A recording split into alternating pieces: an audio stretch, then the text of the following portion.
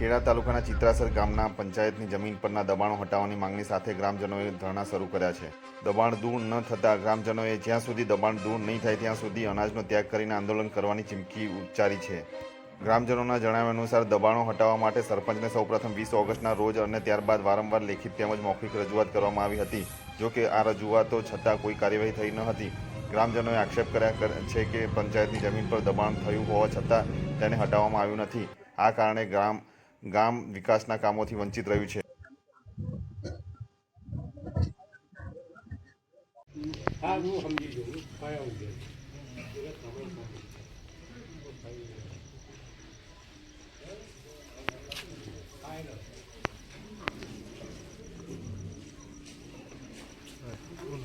આજે નમસ્કાર.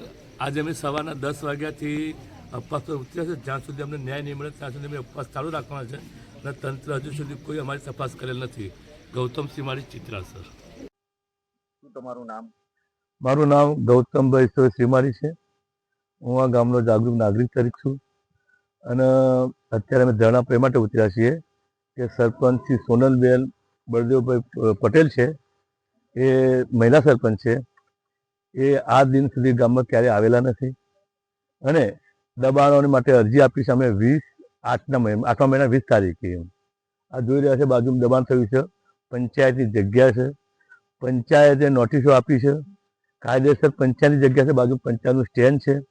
આ દિન સુધી સરપંચના કહેવાથી આ પડ્યું નથી. અમારી માંગણી કે ભાઈ આ દૂર દબાણ જે છે દૂર થાય અને વિકાસના કામો જે થયા છે બરાબર નથી થયા એની અમને ચોખવટ થાય અને ગામ સારું કામ થાય એ માટે આ જે ઠાકોર સમાજ છે એ એકદમ ગરીબ પરિસ્થિતિ જોઈ રહ્યા છો તમે. હું એક દલિત છું, બરાબર. હું એમની વારે ચડું કારણ કે કોણ બોલો, ગામમાં કોઈ બોલવા તૈયાર નથી, કોઈ કહેવાત નથી. જગ જાહેર ગામમાંથી સાબરમતી નદીમાંથી રેત ચોરી જાય છે તો કોઈ કહી શકતું નથી. સરપંચની એમ નજરમાંથી ગામમાં જો અત્યારે પાણી બરાબર આવતું નથી કારણ કે મેન લાઈન તોડી નાખવામાં આવી છે. દબાણો ઘણા દૂર છે, ઘણી અરજીઓ પડી છે પેન્ડિંગમાં. હજુ સુધી સરપંચે કાંઈ નિકાલ કરતા નથી અને ગામમાં સરપંચ આવતા નથી. એમના પતિ આવે છે, એ વહીવટ કરીને જતા રહેશે. ગામનો કોઈ વિકાસ બરાબર થવા જતા નથી અને બરાબર કંઈ કરે કારણ કે પંચાયતના મહિલા સરપંચ છે અને એમાં ધણીઓ વહીવટ કરી રહ્યા છે. આ બાબતે તમે કોને કોને રજૂઆત કરી છે? આ બાબતમાં અમે પંચાયતમાં રજૂઆત કરી છે, તલાટી સાહેબને રજૂઆત કરી છે, ટીડીઓ સાહેબને રજૂઆત કરી છે, ડીડીઓ સાહેબને રજૂઆત કરી છે, કલેક્ટર સાહેબને પણ રજૂઆત કરી છે, પ્રાંત અધિકારી સાહેબને રજૂઆત કરી છે. દરેક અમે ભાજપના કાર્યકર્તાઓને પણ આગેવાનોને પણ અમે રજૂઆત કરી છે. આજ દિન સુધી અમારો કોઈ નિકાલ થયો નથી.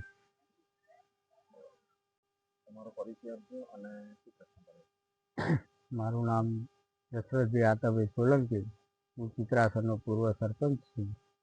તેમજ મારા ગામની અંદર અમારા જાહેર ચોકની અંદર અશોકભાઈ સીતારામ સાધુઓએ દબાણ કરેલ છે. સંડાસ, બાથરૂમ તેમજ ખાડકૂવો બનાવેલ છે.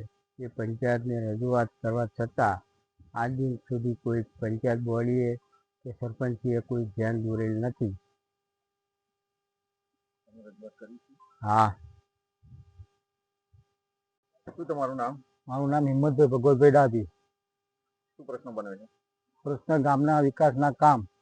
હવે ગત ચાલુ પંચાયતમાં હું મારા મિસિસ પોતે સરપંચમાં ઊભા હતા. મારી સામે જે સોનલબેન બળદેવભાઈ પટેલ અત્યારે જે સ્થાયી સરપંચ છે વત્તા જે મારને સપોર્ટ કર્યો હતો એ લોકોમાં હજુ વિકાસના કામ બાકી છે.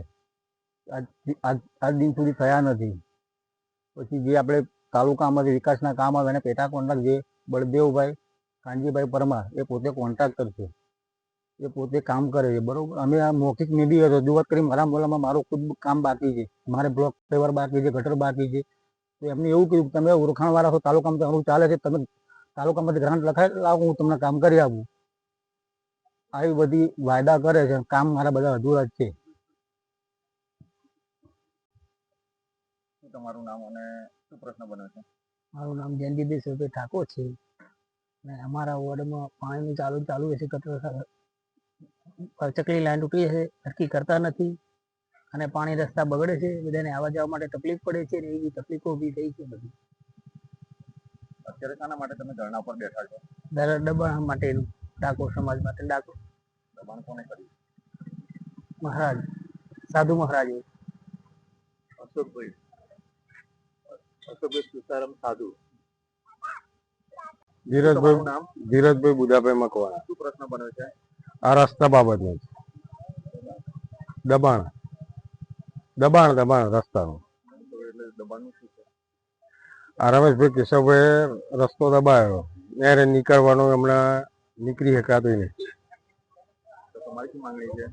રસ્તો ખુલ્લો કરાવો સાહેબ. તમે કોઈ રજૂઆત કરી છે? રજૂઆત પંચાયતમાં આપી, તો શું કહે છે? કરીશું એમ કહ્યું હતું. કેટલો સમય થયો?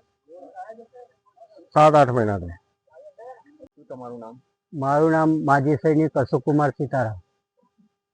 તો અત્યારે જે તમારા પર આક્ષેપ થઈ રહ્યો છે એના વિશે એ ઘણો ખોટો છે. આ રામજી મંદિરના અંડરમાં જગ્યા આવે છે અને રામજી મંદિરના નેવાળની નીચે જ મેં આ સંડાસને એ બનાવેલું છે અને ખાર કૂવો તો કોઈ અડતો જ દિવાલ અડતો જ કરેલો છે અને કોઈ ગ્રામ પંચાયતનું દબાણ કરેલું નથી.